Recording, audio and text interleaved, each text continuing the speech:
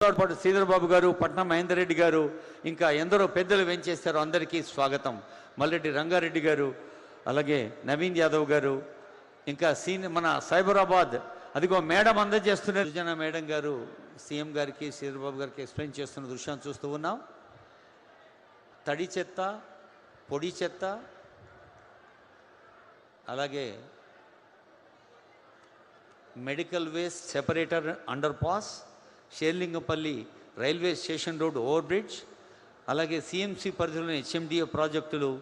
మరి ముఖ్యమంత్రి గారికి చాలా విద్య అవసరం, వైద్యం అవసరం, పేదలకు ఉపయోగపడాలనే ఉద్దేశంతో ముఖ్యమంత్రి గారు రాలేకపోయినా 100 పడకల హాస్పిటల్ కొండాపూర్లో ఉంది. 100 కాదు 200 పడకలు చేద్దాం, ఎమర్జెన్సీ హాస్పిటల్ చేద్దామని చెప్పి 40 కోట్లు ఇచ్చి శంకుస్థాపన చేసి పనులు మొదలుపెట్టిన విషయాన్ని మీ అందరికీ కూడా తెలియజేస్తా ఉన్నాం. ఇదే కాదు, మరి మహిళలు ఉద్యోగ రీత్యా రకరకాల రీత్యా హాస్టల్ కావాలి, వసతి కావాలి, వనరులు. గంగారం దగ్గర ఒక రోడ్డు, అపర్ణ రోడ్డు, మరి అక్కడ 1.5 lakh రోడ్లో ఇబ్బంది పెడతా ఉన్నారు.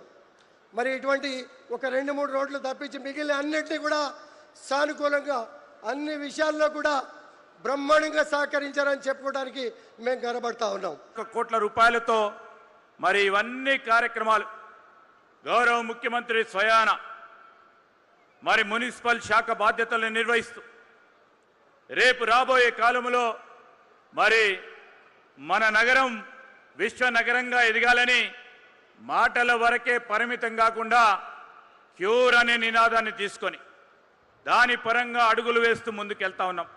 మన అందరికీ తెలుసు, ఈరోజు ఇక్కడ ఈ ప్రాంతాలకు సంబంధించిన ఐటీ రంగానికి సంబంధించిన ఐటీ కంపెనీలు కానీ, ఐటీఈఎస్ కానీ, ఐటీ నిపుణులకు సంబంధించిన ప్రాంతం ఇదంతా కూడా.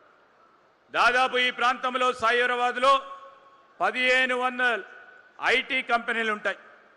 ఈ సైబరాబాద్ పరిధిలో దాదాపు 10 లక్షల మంది ఐటీ నిపుణులు ఈ ప్రాంతంలో పనిచేస్తూ ఉంటారు.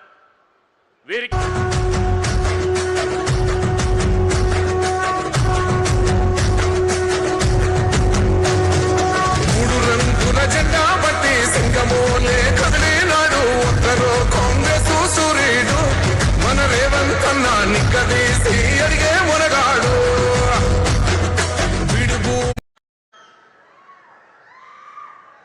షేర్లింగం సభాధ్యక్షతన వర్గ పరిధిలో